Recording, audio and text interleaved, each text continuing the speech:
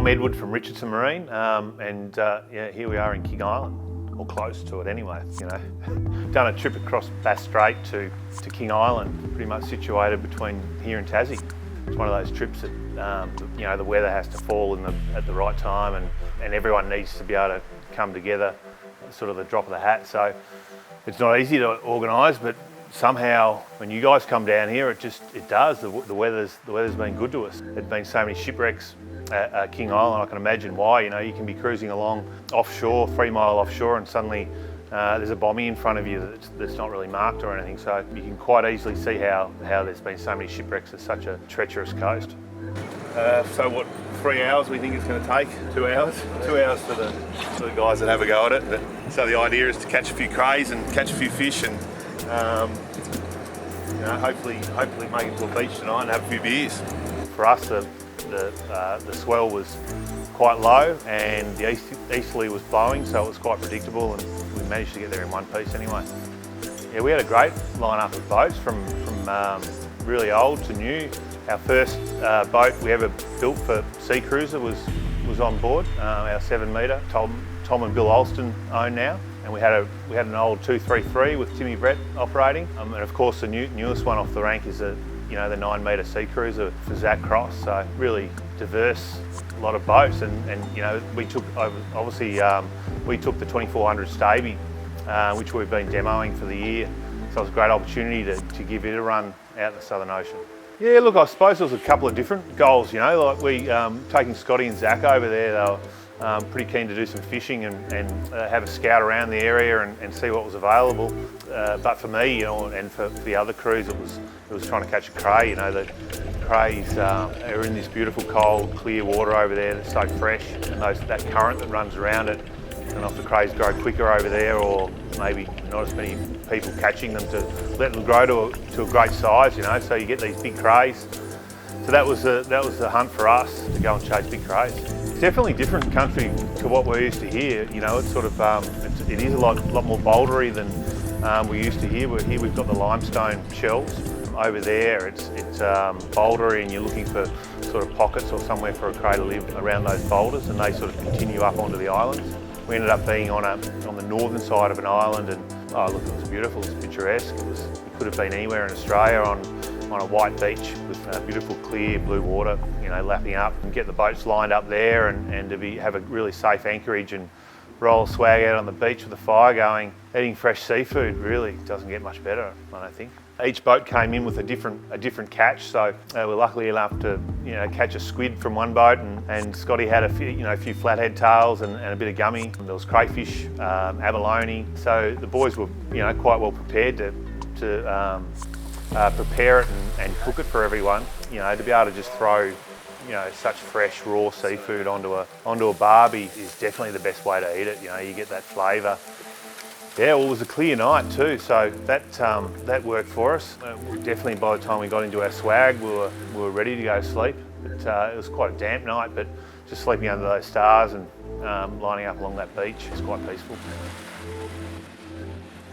We were really keen on running the Staby over there. We hadn't done a really like a long trip in that 2400. We've been demoing it here for 6 months or so, but to have the opportunity to spend a lot of time in it was really advantageous for us, because to be able to load that boat up with all the gear we had and run in a straight line, you know, for 60 mile, you really got used to how the hull wanted to work. Now, the big advantage of that boat is that it didn't really matter where you put the weight in it. You know, we couldn't even get into the cab. We had so much gear up there. We had a compressor and the hose reel, and everything was sort of offset.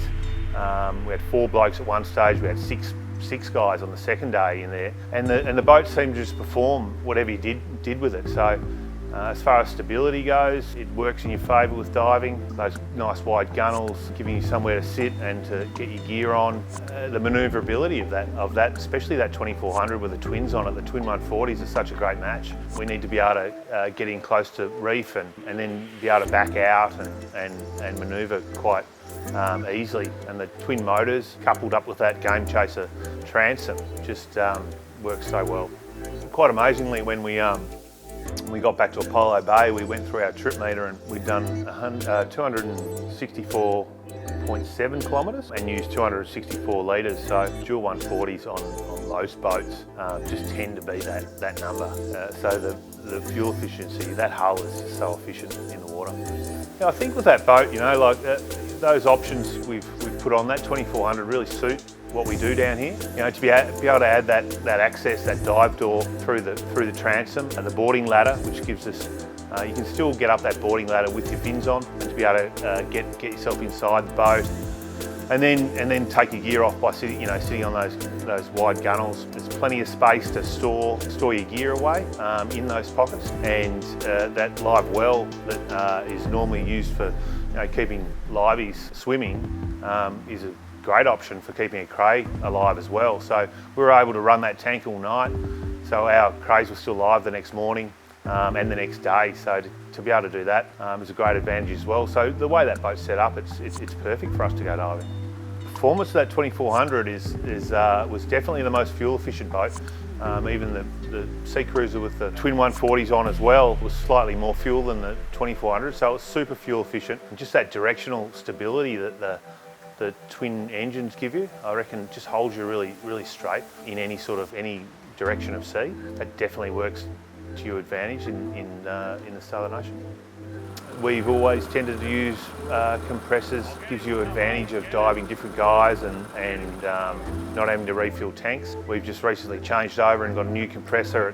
The air is really clean, and we can run 2 to 3 divers off that compressor and have multiple dives through the day. So to go somewhere like King Island without taking 10 or 15 tanks with you, just to be able to take the hooker unit is a great advantage.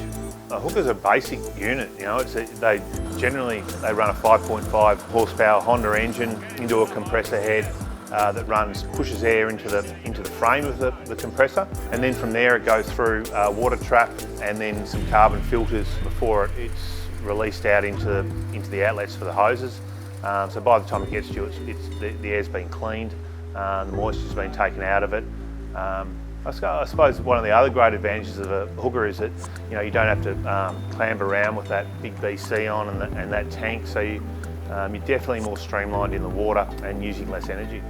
We tend to just still run that standard weight belt and connect the hose to that, and then just run the regulator up to your mouth. So really, I guess all you're missing from that tank situation is the BC and the tank. Just a lot less gear to put on. Like we run that custom alley reel that we built here, and we can fit 2 hoses on that. So we run 2 80-metre hoses. We can run a Y on the end of one of those, which is with 15-metre runs on them. Generally speaking, that hose will float until it gets to you and then drops down where you're diving. So it doesn't tend to inhibit any movement. As soon as you get in the water, you're weightless. It's a beautiful feeling. So luckily enough, when we're over in King Island, the water was so clear. I've seen that clear for a long time. You can see the bottom at 10 metres. You can see well out in front of you.